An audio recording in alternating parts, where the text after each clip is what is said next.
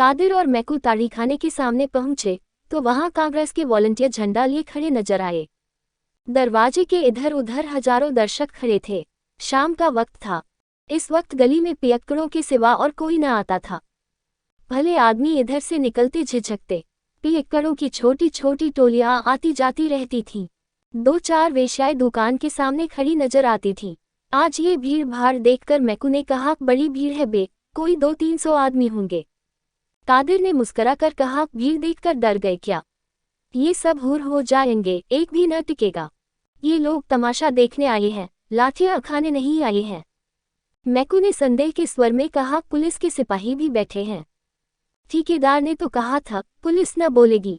कादिर, हाँ बे, पुलिस न बोलेगी। तेरी नानी क्यों मरी जा रही है? पुलिस वहां बोलती है जहां 4 पैसे मिलते हैं या जहां कोई औरत का मामला होता है।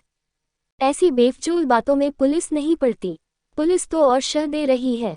ठेकेदार से साल में सैकड़ों रुपये मिलते हैं। पुलिस इस वक्त उसकी मदद न करेगी तो कब करेगी? मैकू, चलो आज 10 हमारे भी सीधे हुए। मुफ्त में पिएंगे वह अलग, मगर हम सुनते हैं कांग्रेस वालों में बड़े बड़े मालदार लोग शरीक हैं। वो कहीं हम लोगों से कसर निकाले तो बुरा होगा। कादिर, अबे कोई कसर वसर नहीं निकालेगा। तेरी जान क्यों निकल रही है? कांग्रेस वाले किसी पर हाथ नहीं उठाते, चाहे कोई उन्हें मार ही डाले। नहीं तो उस दिन जुलूस में 10-12 चौकीदारों की मजाल थी कि 10,000 आदमियों को पीट कर रख देते। 4 तो वही ठंडे हो गए थे, मगर एक ने हाथ नहीं उठाया। इनके जो महात्मा हैं वह बड़े भारी फकीर है। उनका हुक्म है कि चुपके से मार खा लो, लड़ाई मत करो। यूं बातें करते करते दोनों ताड़ीखाने के द्वार पर पहुंच गए। एक स्वयंसेवक हाथ जोड़कर सामने आ गया और बोला, भाई साहब, आपके मजहब में ताड़ी हराम है। मैकू ने बात का जवाब चौटे से दिया। ऐसा तमाचा मारा कि स्वयंसेवक की आंखों में खून आ गया।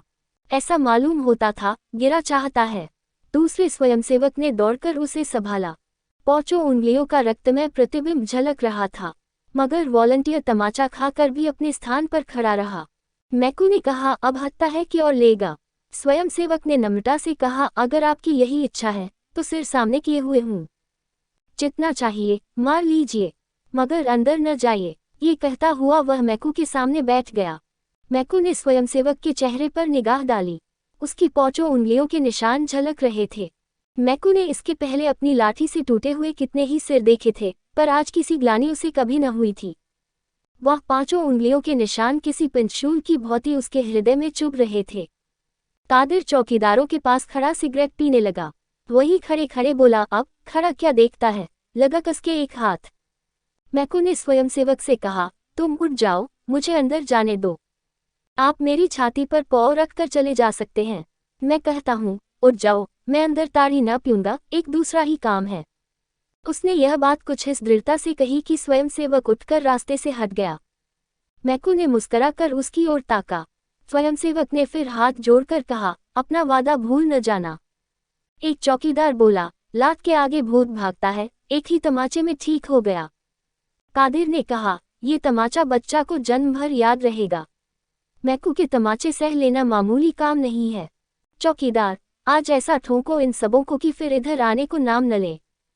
कादिर, खुदा ने चाहा तो फिर इधर आएंगे भी नहीं, मगर है सब बड़े हिम्मती, जान को हथेली पर लिए फिरते हैं।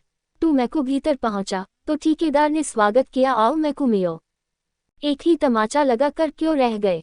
एक तमाचे का भला इन पर क्या असर होगा? बड़े लतखोर हैं सब, कितना ही पीटो असर ही नहीं होता। बस आज सबों के हाथ पांव तोड़ दो, फिर इधर न आए। मैकू तो क्या और न आएंगे।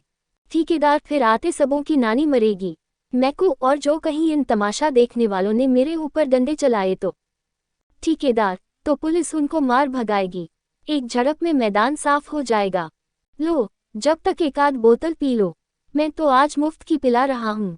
मैकू, क्या इन ग्राहकों को भी मुफ्त? ठेकेदार, क्या करता, कोई आता ही न था। सुना कि मुफ्त मिलेगी तो सब धंस पड़े। मैकू, मैं तो आज न पीऊंगा। ठेकेदार, क्यों? तुम्हारे लिए तो आज ताजी ताड़ी मंगवाई है। मैकू, यूं ही, आज पीने की इच्छा नहीं है। लाओ, कोई लकड़ी निकालो, हाथ से मारते नहीं बनता। ठेकेदार ने लपक कर एक मोटा सोंटा मैकू के हाथ में दे दिया और डंडेबाजी का तमाशा देखने के लिए द्वार पर खड़ा हो गया। मैकू ने एक क्षण डंडे को तौला, तब उछलकर ठेकेदार को ऐसा डंडा रसीद किया कि वही दोहरा होकर द्वार में गिर पड़ा।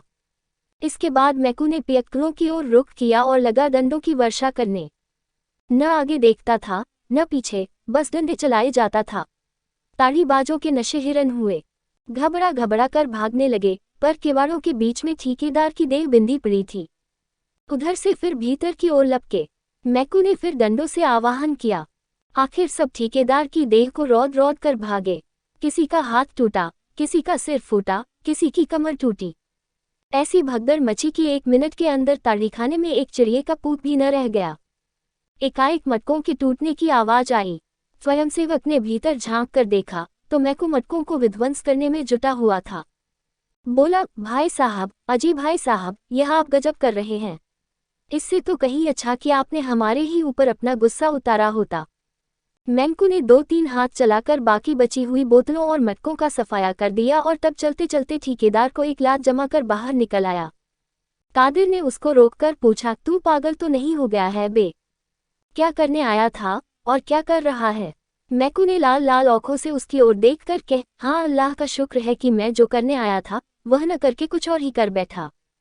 तुम में कुव्वत हो तो वॉलंटियरों को मारो, मुझ में कुव्वत नहीं है। मैंने तो जो एक थप्पड़ लगाया उसका रंज अभी तक है और हमेशा रहेगा। तमाचे के निशान मेरे कलेजे पर बन गए हैं।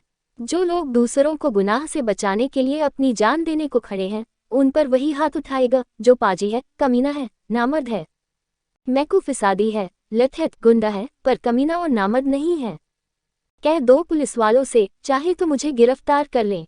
कई ताड़ीबाज खड़े सिर सहलाते हुए उसकी ओर सहमी हुई आंखों से ताक रहे थे। कुछ बोलने की हिम्मत न पड़ती थी। मैकू ने उनकी ओर देखकर कहा, मैं कल फिर आऊंगा। अगर तुम में से किसी को यहाँ देखा तो खून ही पी जाऊंगा। जेल और फांसी से नहीं डरता। तुम्हारी भलमनसी इसी में है कि अब भूल कर भी इधर न आना। यह कांग्रेस वाले तुम्हारे दुश्मन नहीं है। तुम्हारे और तुम्हारे बाल बच्चों की भलाई के लिए ही तुम्हें पीने से रोकते हैं। इन पैसों से अपने बाल बच्चों की परवरिश करो, घी दूध खाओ। घर में तो फाके हो रहे हैं, घर वाली तुम्हारे नाम को रो रही है और तुम यहाँ बैठे पी रहे हो। लानत है इस नशेबाजी पर। मैकू ने वही डंडा फेंक दिया और कदम बढ़ाता हुआ घर चला। इस वक्त तक हजारों आदमियों का हुजूम हो गया था। सभी श्रद्धा, प्रेम और गर्व की आंखों से मैकू को देख रहे थे।